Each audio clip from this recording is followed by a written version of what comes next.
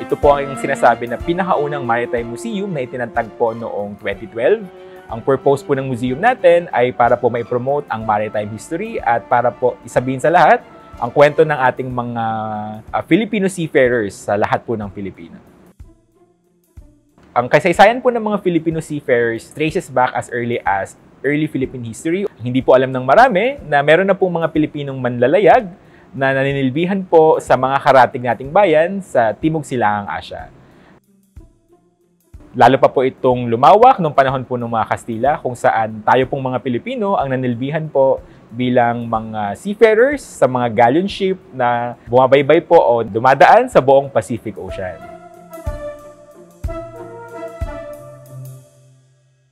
Noong panahon po ng mga Kastila, ang Pilipinas po ay hindi lamang po seafarers, tayo rin po ay mga shipbuilders.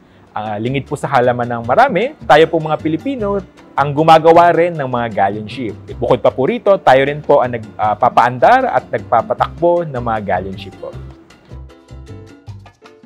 Ang balangay po ay testamento sa shipbuilding industry po nating mga Pilipino.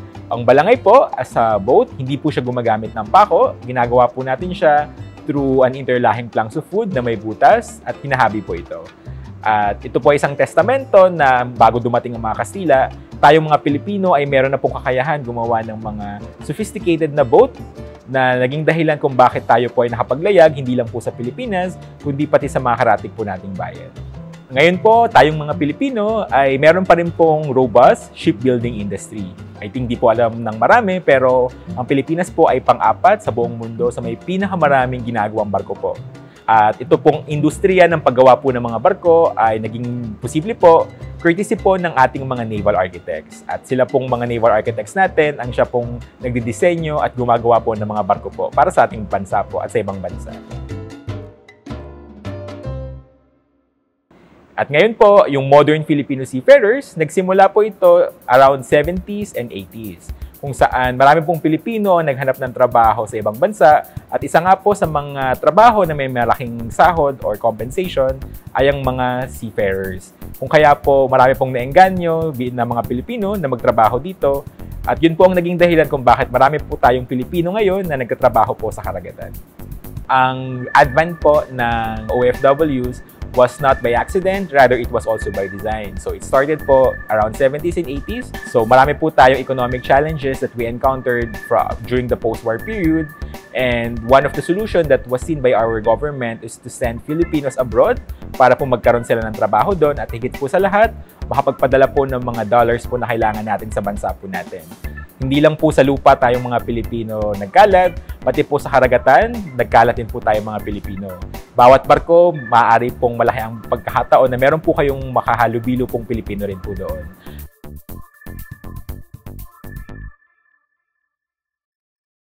Ang museum po natin ay meron pong tatlong function. Una po, ito ay nagsisilbi bilang research center kung saan ang atin pong mga research work ay kino-convert po natin into an exhibition.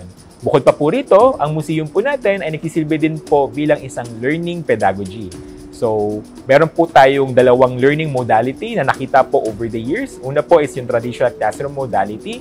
Pangalawa po is yung online learning modality na umusbong po noong pandemic. Ngayon po, gusto nating ipakita na ang museum natin ay pwede po maging third learning modality kung saan ito po ay ginagamit for experiential learning.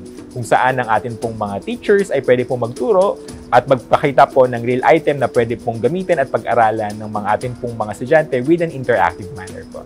One of the key highlights po ng ating museum is yung story po ni Enrique de Malaca. Pero ang hindi po alam ng marami, meron pong kasamang isang native Southeast Asian, si Ferdinand Magellan, na napadpad po siya dito sa Pilipinas. At yun po si Enrique de Malaca. Still, we do not know what his nationality is kasi possible na Malay yung sinalitan nila nung araw. But what is important in this story is that the first global circumnavigation, rather it involves a lot of nationalities like Spaniards, Portuguese, and a native Southeast Asian. What differentiates Filipino seafarers po to other nationalities is in large part first, our capacity to speak English. Since seafaring po need to communicate with a lot of nationalities and English being an international language, our capacity po to speak English really paved the way for us to have easy communication with other countries. And second po is primarily our capacity also to really work hard. We Filipinos po are really hardworking. Kung saan tayo pong mga Pilipino ay talaga pong nirerespeto at saka pinagkakatiwalaan po ng mga international shipping companies. Malaki po ang contribution ng mga Filipino seafarers. Bukod po sa silang in charge sa global logistics systems, sa ekonomiya po ng Pilipinas, they contributed around $9 billion around 2019 pa lang po. In fact, prior to the advent of BPO, it is really OFWs and in particular Filipino seafarers who really kept our economy afloat during the tedious period of 90s and early 2000s. So back then, wala naman po tayong robust manufacturing industry, and it is only the remittances of OFW who really kept our country afloat po. And the biggest contributor in this OFW remittance economy are seafarers. So basically, we can claim that Filipino seafarers are the one who really kept our economy afloat from 90s to early 2000s. And right now po, they are still the biggest contributor in the remittance economy of our country and make our consumption-driven economy possible po.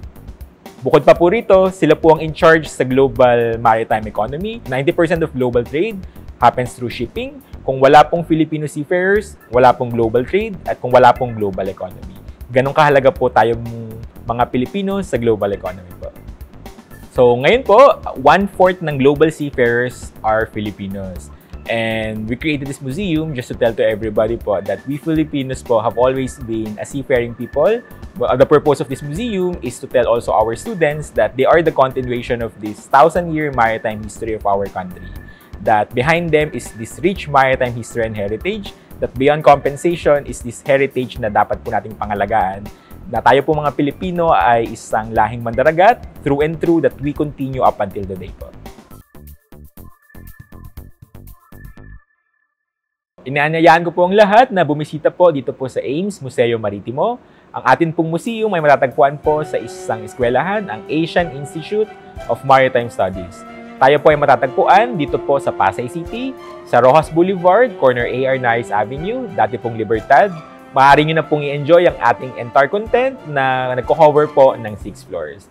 Also, kindly like po our Facebook page, Ames Museo Maritimo, and kindly subscribe to our website, amesmuseomaritimo.com, to receive free newsletters and resources from our institution.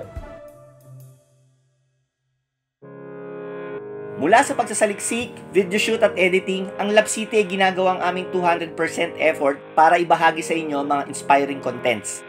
Kung gusto ninyo ang mga ginagawa namin, meron 3+1 ways para maipakita ang inyong mainit na suporta. Una, mag-share at mag-subscribe sa aming mga video. Pangalawa, pwede din kayo mag-email kung meron kayong suggested contents na swabing i-feature. Kami rin ay open sa witty minds katulad mo upang makisaya at maging bahagi ng Lab City crew. Kung gusto nyo naman na ibahagi ang inyong kwento o i-promote ang inyong negosyo, pwede nyo kami makatrabaho. Kung sa kategory man pasok ang trip nyo, please check the link below for more info. Kung nais nyo sumama sa aming paglalakbay, tara kasyudad, adto ta!